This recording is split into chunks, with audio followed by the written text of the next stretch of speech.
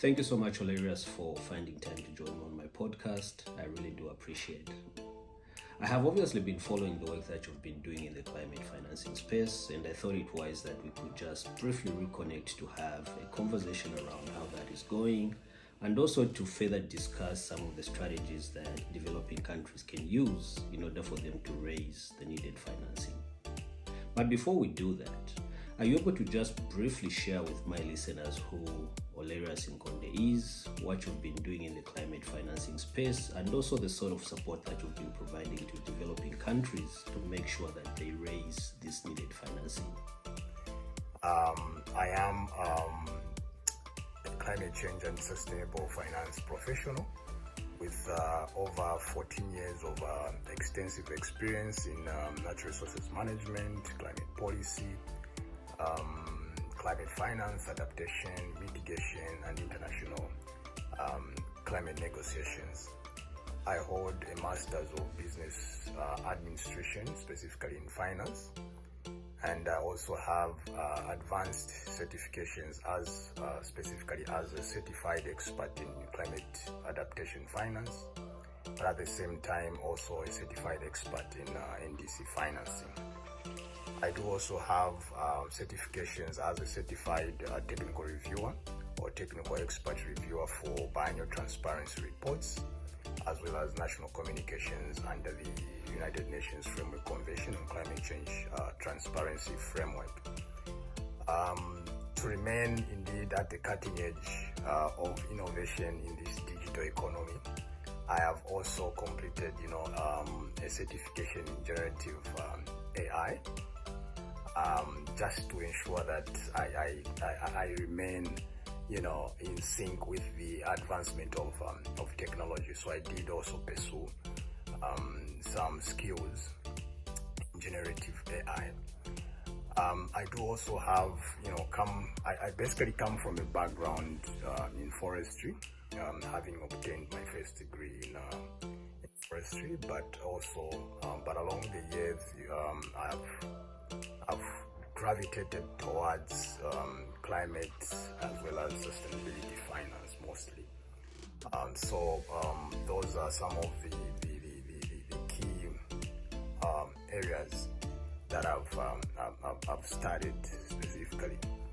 My core expertise mostly includes climate finance mobilization, institutional capacity building, Article 6, carbon market mechanisms, loss and damage finance, MRV systems development, as well as strategic policy advisory. Currently, I work with the Commonwealth Secretariat as the Commonwealth National Climate Finance Advisor for Seychelles, where I lead the development of project pipelines and funding proposals to strengthen institutional frameworks, and also provide technical guidance on accessing and utilizing international climate finance. I also serve as primary advisor to the Seychelles government on the board for responding to loss and damage, basically mostly offering strategic advice on the operationalization of the fund in line with the COP decisions. Previously, I did work with the Zambian government in the Ministry of Green Economy and Environment as a principal climate change officer, mostly specifically in mitigation, where I was responsible for development and promotion of low carbon technologies, policies, plans and programs, as well as supporting the development of carbon market guidelines and projects.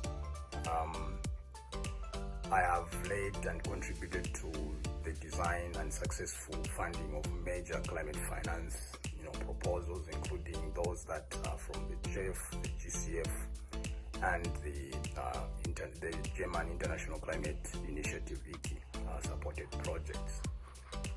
These include having facilitated the approval of about $2.7 million US dollars of GCF funded national adaptation readiness proposal for Seychelles.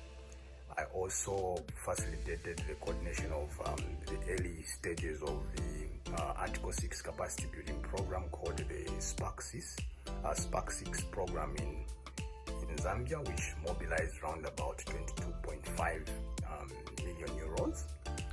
I also participated in the developing the National Green Growth Strategy and the recently approved Climate Change Act. By then it was the Climate Change Bill in Zambia.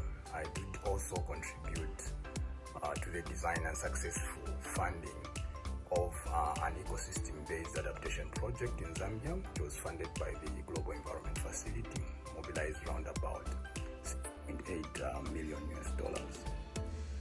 In Seychelles specifically, I further contributed to meeting some of the critical reform measures under the IMF Resilience Sustainability Facility, specifically the development of the Climate Finance Resource Mobilization Strategy and the integration of climate priorities into national development planning and investment policy.